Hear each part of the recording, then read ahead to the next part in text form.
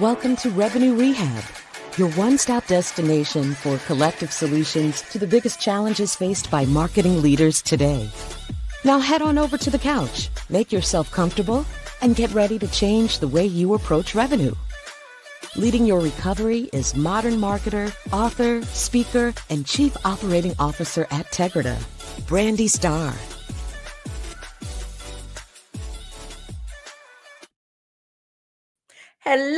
Hello, and welcome to another episode of Revenue Rehab. I am your host, Brandi Starr, and we have another amazing episode for you today. I am joined by Emmanuel Billy Gillis-Harry. Emmanuel is a dynamic leader with over 6 years of experience in analytics, data science, and artificial intelligence, specializing in transforming businesses into data-driven organizations.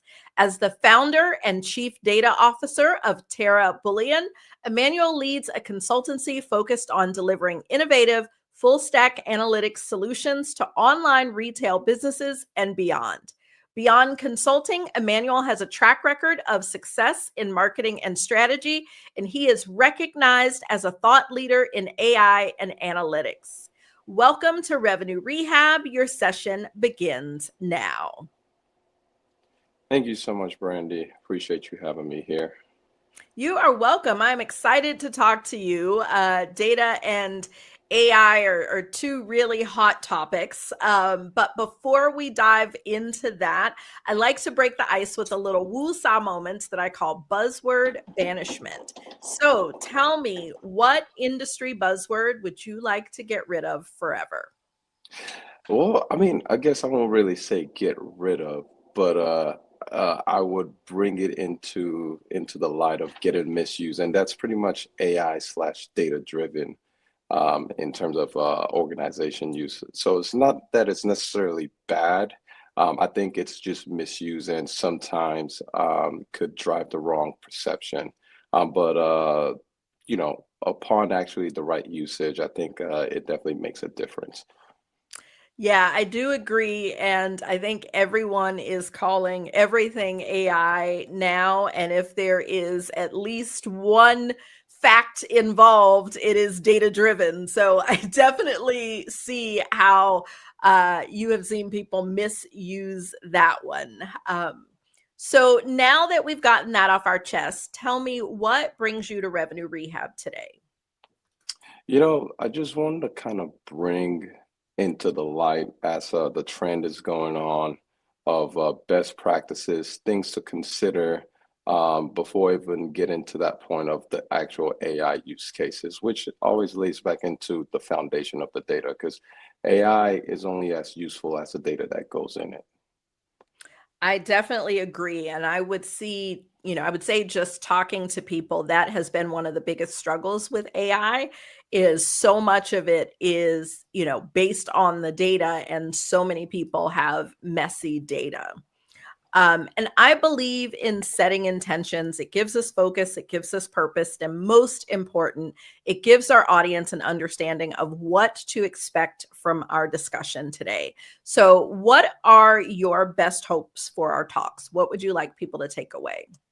I'd like people to understand what is important to get to that goal, which is the topic of today is just modernizing data infrastructure. The saying goes, crappy data in, crappy results out. So the better data in, the better results are. So whether it's on a visualization perspective, advanced analytics perspective, or even AI use cases. And, I'd like people to understand between the framework of, what is modern data infrastructure? What does that truly mean? How does it impact their potential business use cases? What are common pain points, pitfalls, or challenges that could be faced in trying to get into that modern data infrastructure? And potential case studies that could drag attention or just, get people's wheels spinning on actually taking this information and applying it. Okay.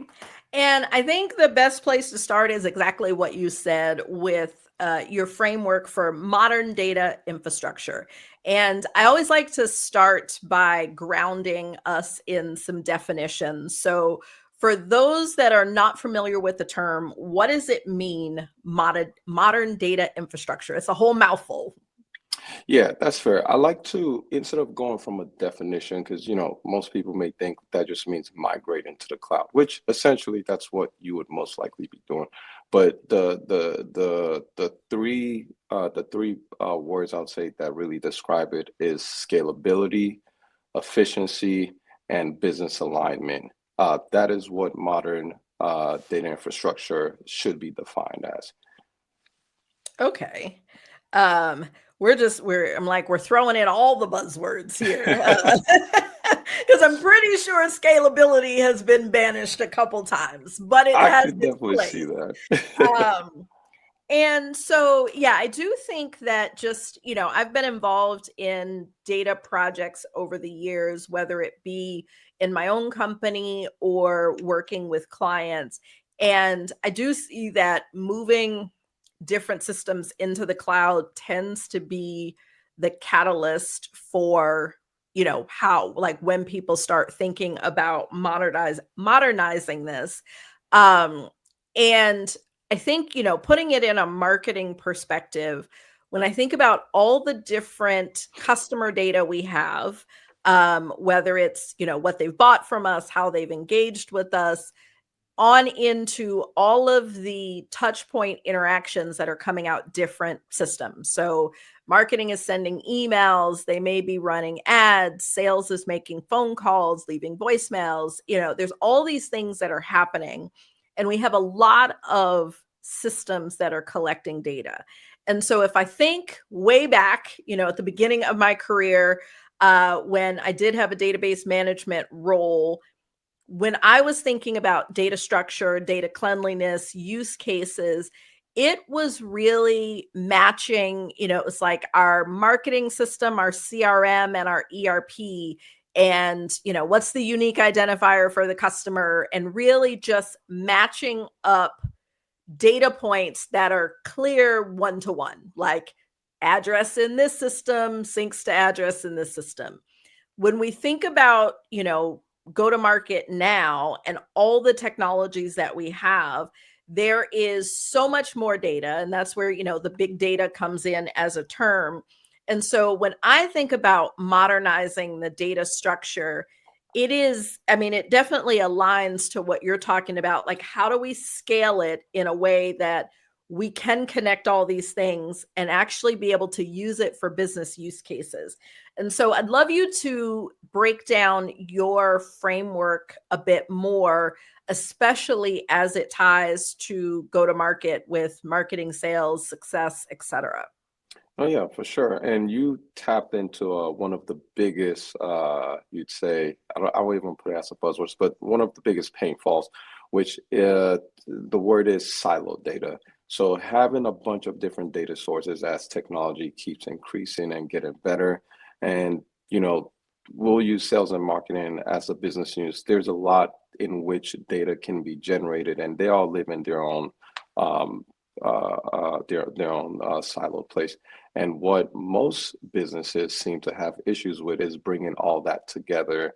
There's no transparency, duplication of the data sources, and just a bunch of data assets that kind of end up being siloed. So one of the ways, one of the first steps in data modernization is to be able to actually bring those siloed data together, bring in full visibility. So when you now think of the capabilities of the data, you're being aware of all the data resources that you already have. And that now we can now talk a bit about the buzzwords that has been banned a bit, but the scalability and efficiency. In terms of doing that, a lot of these things could definitely cost money. But in terms of actually making it accessible, that's where that scalability matters, to where even the smallest companies could actually work with today's technology to get their data infrastructure modernized at a very costly way. And then as they grow, obviously the infrastructure grows with them. So kind of debunking the scalability aspect is that as your data assets grows, these modernized solutions actually will grow with you. So you're not losing out on, like, we're not ready or we're not a perfect fit. If you're only generating about 1,000 rows on a monthly basis of data and it's not that much, you can still modernize your infrastructure. you'd say, which now, trickles down into the efficiency of it. Upon bringing these infrastructures into place, accessibility, governance, what's the word I'm thinking of? Well, those two big ones, accessibility and governance, plays a big role in terms of just making it more effective, more efficient, you'd say. And the last but not least was that business alignment. If it's very accessible by, with the right individuals in the businesses, there's a lot of conversations that can happen between the technical individuals and the non-technical individuals on how to properly utilize these data assets. Yeah. And so, in thinking about that siloed data, like that is probably one of the biggest challenges that I see, in many companies is there's so much that they want to do. They have the technology in place, but they don't have the data. And this is where I see a lot of projects sort of die because it can be a big undertaking and there's so many different ways to tackle it. I know you have the data warehouses, data lakes. We've got some places where AI has now made it so that you don't have to integrate certain things. It can tap into that, just on its own. And there's all these different approaches. And to your point, depending on the size of the organization can vary. But I often see companies get started. They know they need to tackle this. They get started on trying to figure out how to break down the silos between the data. And it just gets so complicated and messy. What is the unique identifier that we can connect records? What can we store? What can we use? What can't we get to? And so, how do you see companies, especially organizations without huge budgets, being able to break down these data silos and not have those projects stall? And, it's like people almost just give up and it's like, siloed data is just a thing that has to happen, which I agree with you. It doesn't have to happen. So, thinking about the marketers who may have tried and failed or been too afraid to try, how do we avoid those projects falling apart? I would say step one is actually getting with an expert to truly understand capabilities.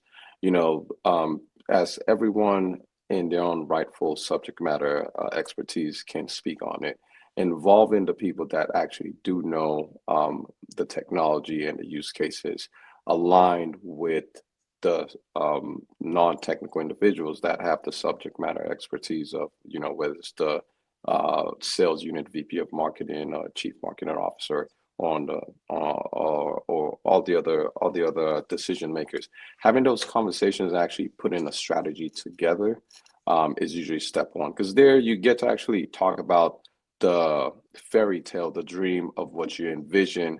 And then what happens in those sessions is that you actually now bring it into reality, what's really possible and what's not possible, but maybe could be possible down the lines. And two, in those conversations, you're actually being more aware of what budget is really feasible to even access a modern infrastructure today. So like I said, in today's world, it's pretty much pay as you go. There's a lot of technology that has that cost model. So you're not committing like a $50,000 upfront payment to just have this infrastructure. You could once you set the infrastructure up, and as you're growing your data assets and solving the problem of siloed data, you'd say. It actually grows with you. So as you utilize your data assets to actually make money, you could reinvest that into scaling your data assets on the next level, I would say.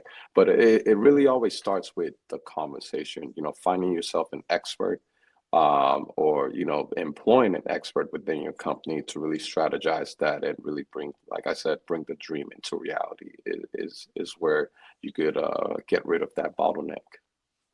Yeah, and I think you hit on a really good point here in that there has to be someone who owns the data structure. And whether that, and going back to the governance and accessibility and all of those things, and whether that's an internal resource or an external resource, can vary based on a number of factors. But that is another place where I've seen people go wrong, in that it is no one's job to actually understand how the data flows, what data is available, how it's being used.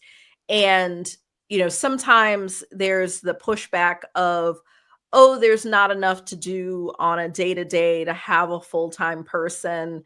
And so for those that don't currently have a resource, what should they think about in figuring out whether they hire for that, whether they outsource that? I know the debate of internal versus external resources comes up in a lot of places, and this is one that I see that happening a lot, especially when, marketing is feeling the pain.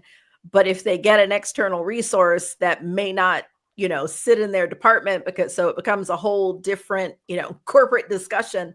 So I'd love to hear your perspective on, if I'm sitting in a company where I don't have that person that really owns this, is focused on modernizing it, like, what should I be thinking about in considering to figure out how to get that resource?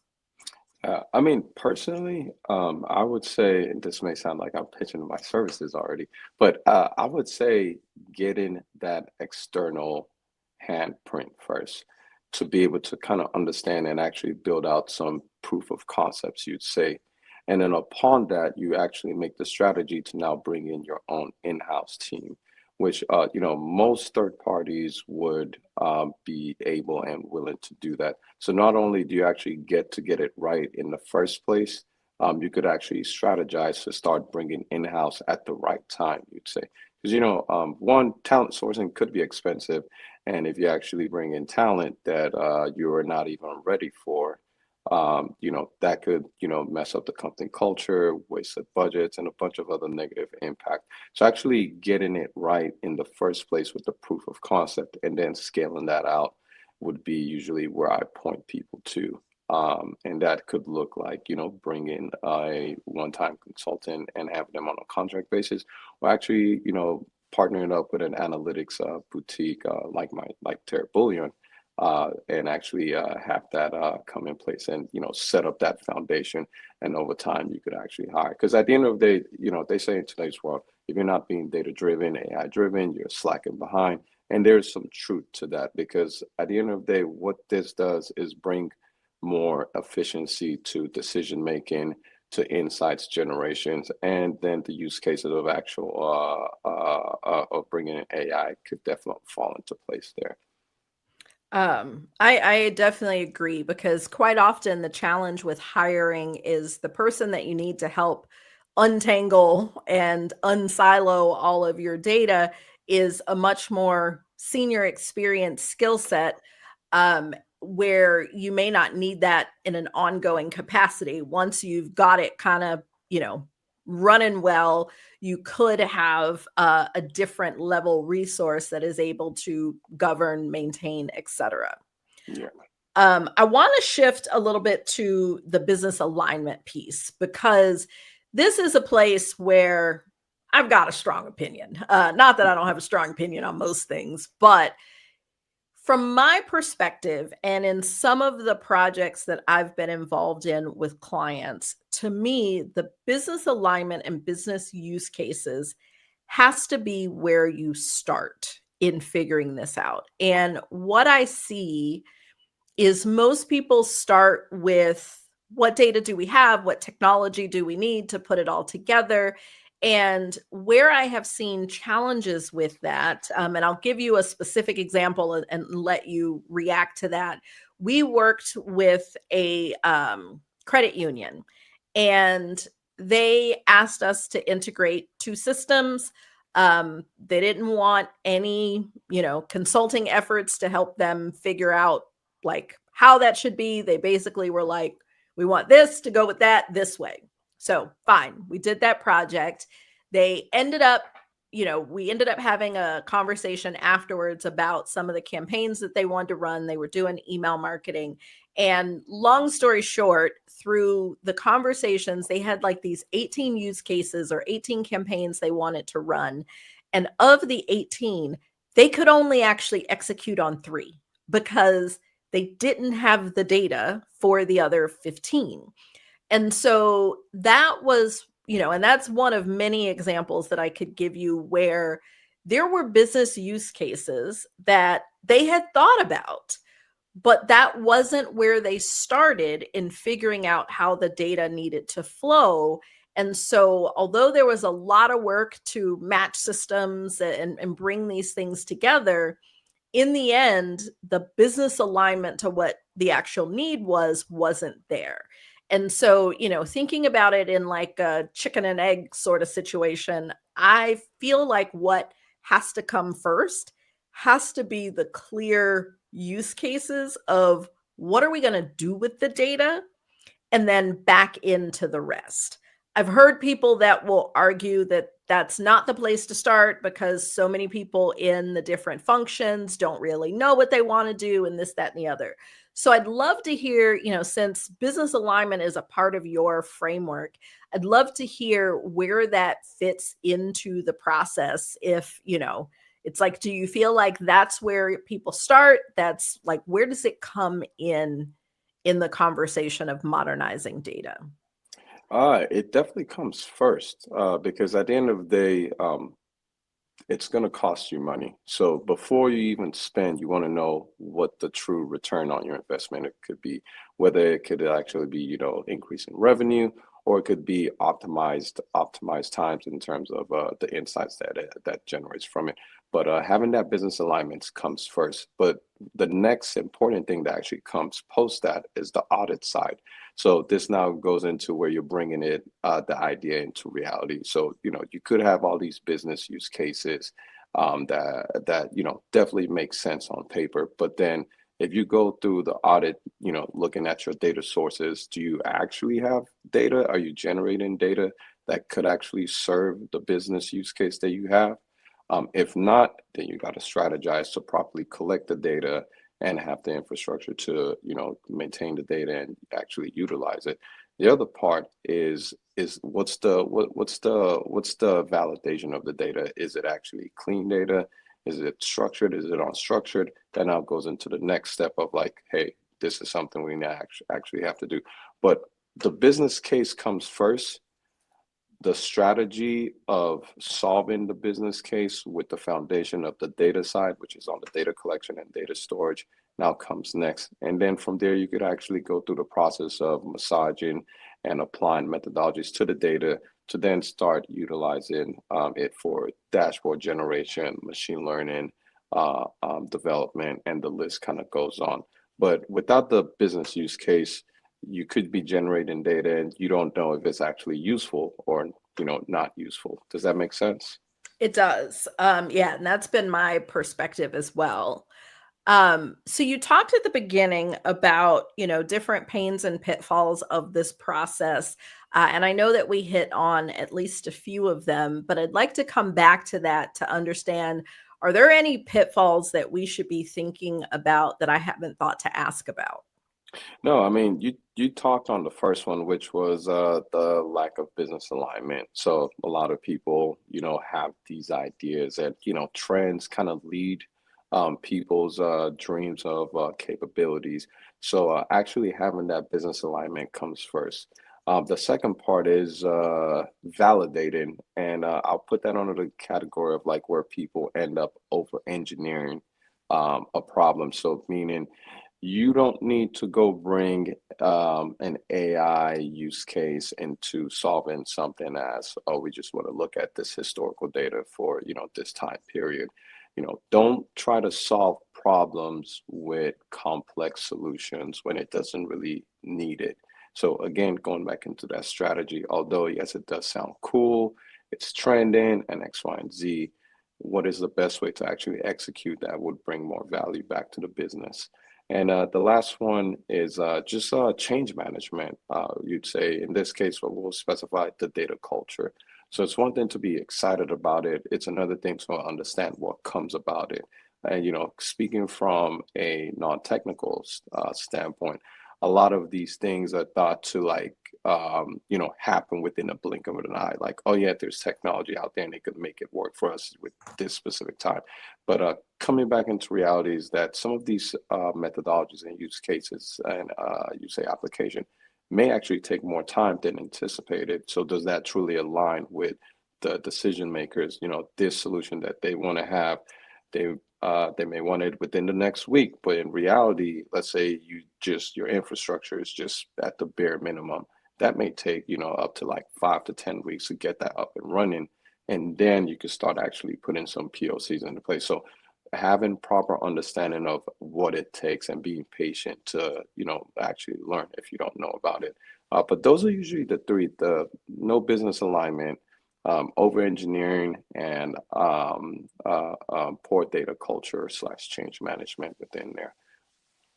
Okay, and the term data culture, I really like that, because one thing that just made me think about in using that phrase is stepping away from the technology and the actual data project, thinking about data culture. There comes a point of where humans have to impact the data integrity. And I think that as a part of that change management, that is something that gets overlooked, because you have people that enter data into different systems, and the sort of mentality and approach around that has a direct impact. And, I think about a lot of times the CRM system is generally the biggest culprit. You got sales folks who are, they're trying to make the money, they're trying to move fast. Getting salespeople to put, complete, accurate information into the CRM has been a pain that a lot of organizations have struggled with. And so I do feel like in, that change management process of, once you get this done, changing that data culture, that is a place where you really do have to do that, not just within the team that is actually fixing the data, but you've got to do that in all of the teams that have any sort of hand in the data. Otherwise, you're fixing a problem while also recreating it at the same time. No, I definitely agree with that. And, that kind of circles back up into the topic of why we're here today, data modernization with the infrastructure. So within the steps, best practice usually has a validation aspect in there. And, sometimes people tend to skip over that, but it can be very tedious. But it's a step that definitely has to be done, because, again, going back to the face, trash data in, trash insights out, or trash results come out. And fortunately, and I'm sure the people with the AI buzzwords would be happy to hear this, there are AI technologies that aid those situations, kind of really solving those bottlenecks of data entry situations. But beyond that, it is a process that should definitely not be overlooked, because if you're going to rely on the results of your data, you need to make sure that the collection aspect is properly done in the first place. Yeah, and you hinted at the last thing that I want to ask about, which we can't walk away from this conversation without talking about AI.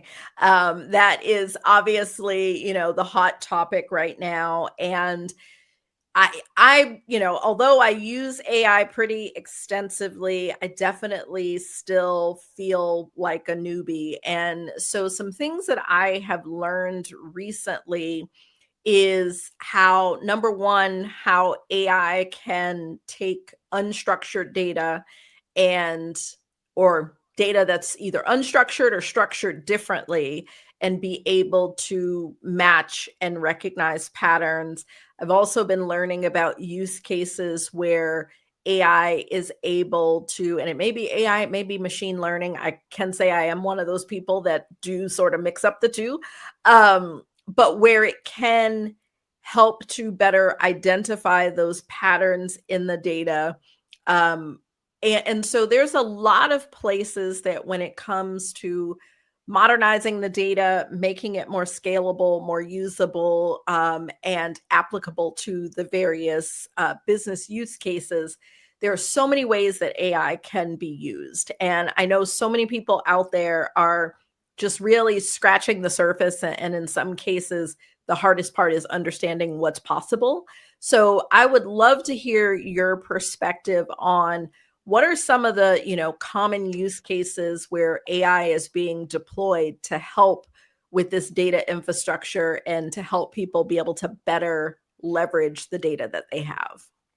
Yeah, I would say on the infrastructure side, um, there's use cases, but I would always leave the human touch in there, because we have to define, for example, what data we're collecting. Like, what is the definitions of it? What does it mean to the business? What could come out of it? Which we'll refer to as a data dictionary. Want to make sure the data lineage makes sense. But an AI could assist in validating that process. But beyond that, there is a lot of use cases at this early stage. Could be somewhat costly, but I'm sure you probably heard about the terminology of like agentic AI. Mhm. And that's pretty much thinking of like automation, you'd say. You set up a step by step or logic, you'd say, and an agent can go and execute it repetitively, without your involvement, without being supervised on that. But as long as you properly do the validation stage, you should kind of have a good setup and let it run by itself.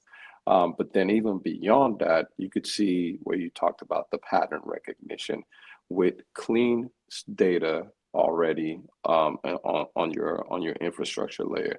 You could expect to be seeing use cases of AI agents actually giving you these insights. So, for example, asking like, out of this in this campaign, ABC, what were the success patterns that happened? Were the click rates, open rates, engagement within, and all that. But as long as the data is clean and ready for those kind of analysis, you could definitely see the utilization of AI agents actually doing that for you, which makes a data analyst role even a bit easier and accessible, to those that are not too technical.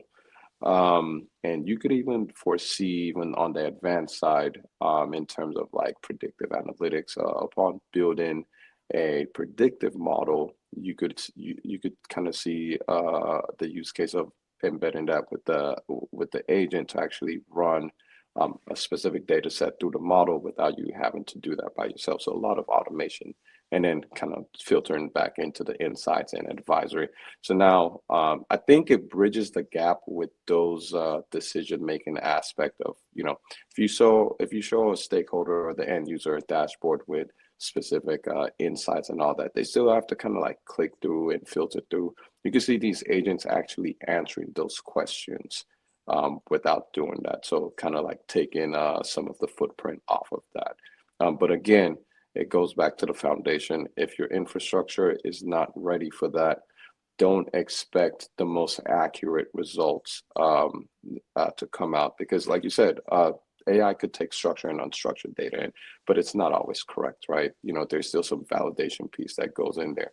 And how you close the gap on that is your foundational aspect.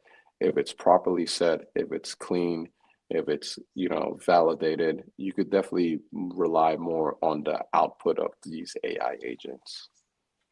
Yeah, and I think, thinking about being a leader in go-to-market, a lot of what I have to do and my peers is a lot of pattern recognition, Hmm. and then being able to make decisions and pivot based on those patterns.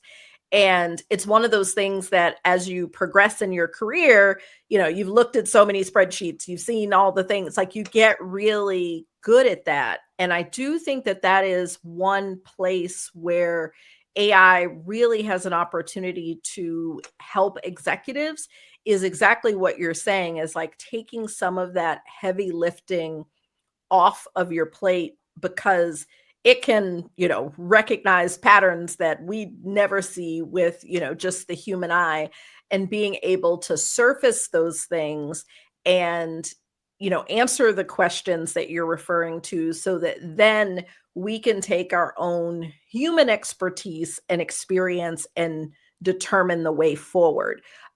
Because I think all roles are stretched thin, but executives, especially executives leading a go-to-market function, are extremely stretched thin and the expectations continue to grow. And so I do think, and maybe that's the justification for tackling these projects, is the ability to make better decisions or to, have those patterns surfaced without someone having to go in and do that analysis for themselves. Because I do think that can be a hard part for some people. Like, I've talked to some leaders who are like, I'm not good with the data. Like, I know what to do with it. I know, I have the expertise to lead the organization, but the analysis for them is a weak spot. And so that becomes an opportunity for AI to be able to lean in and help to close that gap. Which I think can be huge. Like, for me, in thinking about AI, like, I'm always thinking about how can it help to account for my weaknesses or accelerate and streamline my strengths. And so I appreciate that input. It gives me even some things to go think about it and figure out. Like, agentic AI is the next thing that I'm trying to get my arms around and fully understand. Because it's like, just as soon as you get to know, generative AI, now we got to throw agents in the mix. So it's a constant learning. No, most definitely, most definitely. But like you said, the excitement and the use case is there. I just always like to bring into that importance again, why your foundational data makes sense to really invest in the first place, because that's where all your next assets in terms of this technology will definitely be kind of like follow through, you'd say. Well, Emmanuel, talking about our challenges is just the first step, and nothing changes if nothing changes. And so, in traditional therapy, the therapist gives the client some homework.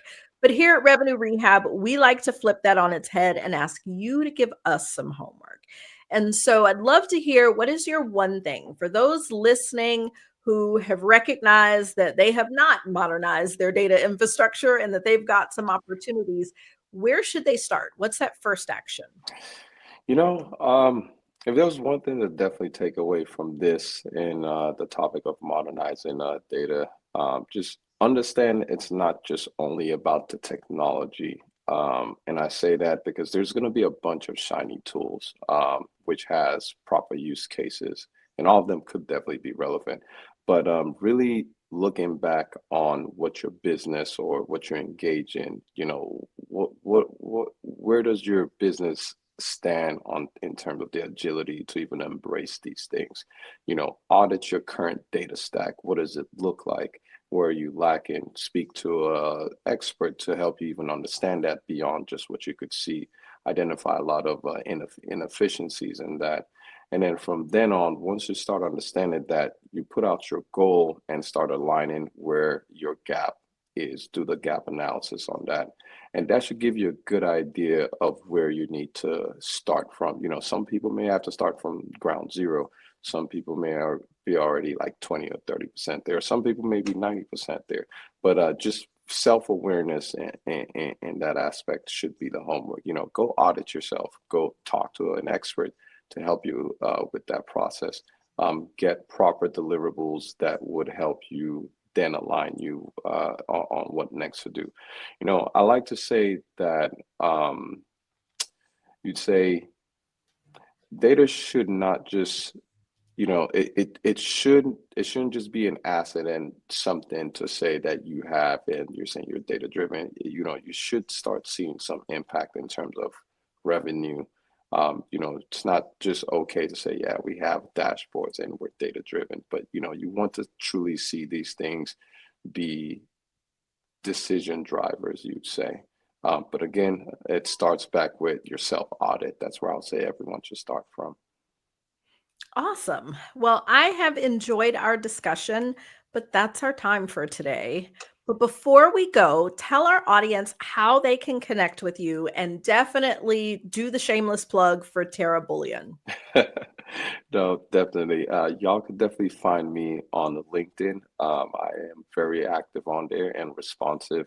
And definitely do check out our website.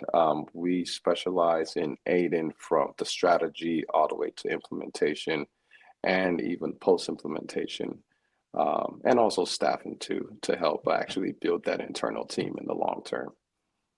Awesome. Well, we will make sure to link to that. This has been such a good discussion. Always love to learn more, especially when it comes to the data and the analytics and the technical side of getting all these things done. So thanks so much for joining me. Definitely. Thank you so much for having me, Brandi. And thanks everyone for joining us. I hope you have enjoyed my discussion with Emmanuel. I can't believe we're at the end. Until next time, bye-bye. Bye. You've been listening to Revenue Rehab with your host, Brandi Starr. Your session is now over, but the learning has just begun.